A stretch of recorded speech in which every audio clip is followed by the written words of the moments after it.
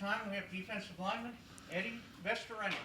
Questions for Eddie, Greg? So, Eddie, I just got a theme going here. So, nerves for the first game. You're an old guy now, but are there still nerves game week before an opener? Where are you in terms of nervousness? Nervousness level. Of course, I'm nervous. I haven't played a football game since the game 2 last year, so it's for me. This means a lot.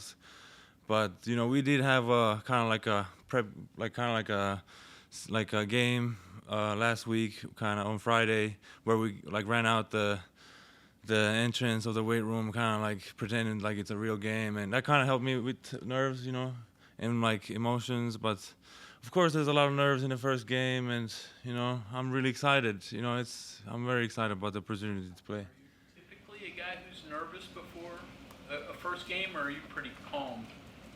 I would say I'm usually very nervous until the first contact. Until I get the first contact, then I really lose all the nervousness. So I'm really looking forward to the first contact, I guess. What's it been like coming back from the injury, trying to just get back to a place where you feel like you can get on the field and compete? What's the process been like for you? The process coming back from an injury, just a lot of repetitions, kind of like repetition, kind of trusting yourself again, like trusting the knee that everything's good, kind of there's nothing else, just repetitions, and I'm definitely there. I'm definitely ready to play now. What makes you confident in your position group as a whole that you're going to have a successful season, and do you feel any pressure on yourself coming off of an injury, didn't get to do what you wanted to do last year, and kind of one of the mainstays here to be a leader of the group and a star for the group? I think as a D-line, we're in a good spot.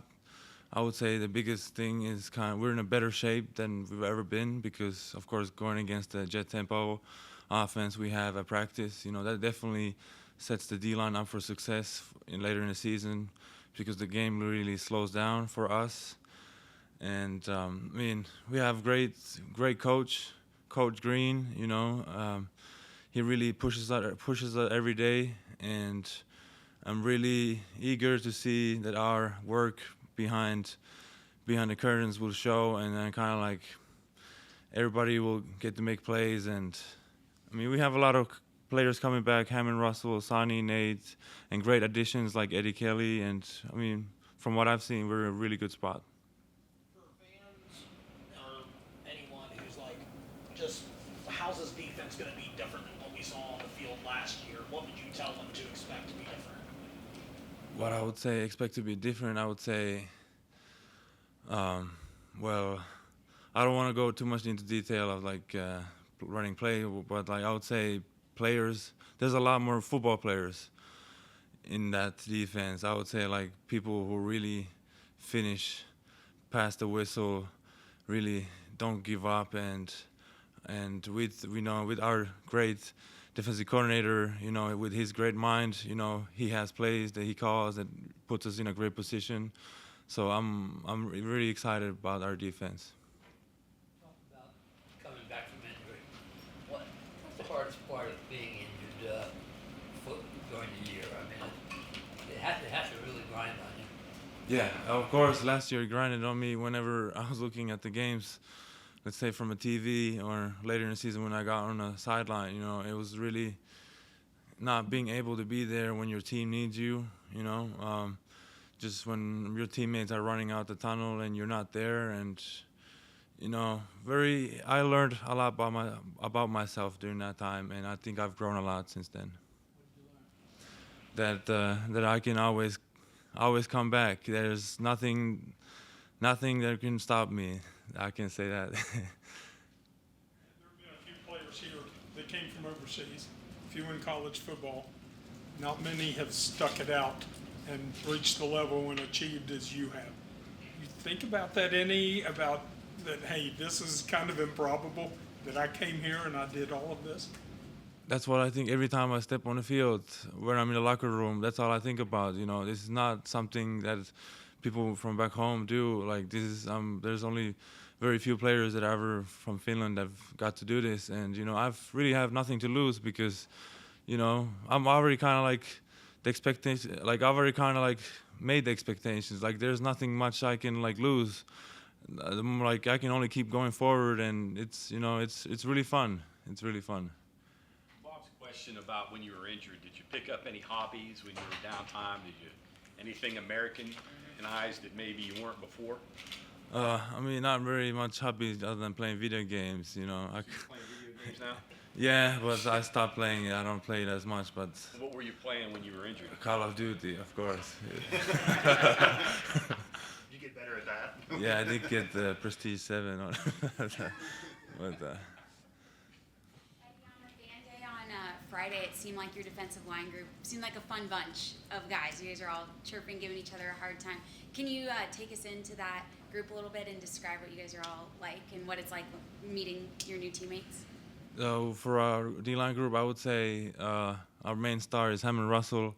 He's the big joker on our D-line, and we like to joke about him. And he kind of brings everybody together on the D-line, and he kind of he has taken a vocal, leadership on the D-line unit. And then you got Asani, Nate, they're on the verge of, really getting to play a lot. And, of course, we try to push them, of course, compete with them. And I mean, it's a good group of guys. You always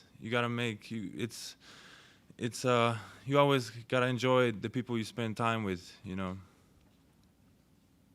in the U.S. for a few years now. What's the biggest culture shock for you coming from North Central Europe to West Virginia?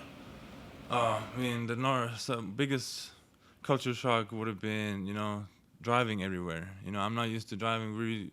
I'm used to bicycle. Walking around, you can't even get to Walmart. I mean, there's a bus, but it's maybe goes twice a day. But driving culture, I mean, a lot of small talk. You're never silent. You always have to maintain something. You have to always have a little chat going on. Even if you're sitting in Uber, you always have to chat with the driver to make it comfortable, or some small things like that. About the video gaming, did you have the headsets on? Did you have a bag of Coke and Cheetos? How did you do that? So for my 6 weeks when I was on crutches, I couldn't really move anywhere. So I had my leg up on a table. I had my headset on, and Call of Duty, you gotta take it serious. It's not fun. It's not fun to lose all the time. I'm really competitive, so I want to win too. So I have my leg up in the air, and I'm really concentrating on. Because everything's a competition. Eddie, the T-shirts everybody got that say "Just a kid from." Yeah. What does yours say? Helsinki, just a kid from Helsinki. I should have brought it up here with me. What pride do you take in it? A lot, I put so much pride on Helsinki. It means a lot to me, just to be able to represent a place like Helsinki. I wish you guys could go there sometime. It's a very nice place during the summer. The sun doesn't set. During winter, maybe you should go not go. It's really cold and dark, but it's a very nice place. I had a roommate in college. He'd break the disc or throw the controller playing his video game sometimes. You ever break a controller in those Call of Duty games? You take a real tough loss. I've never broken a controller yet, but if I do, I probably need some help. Okay, thank you very much, Eddie. All right, thank you.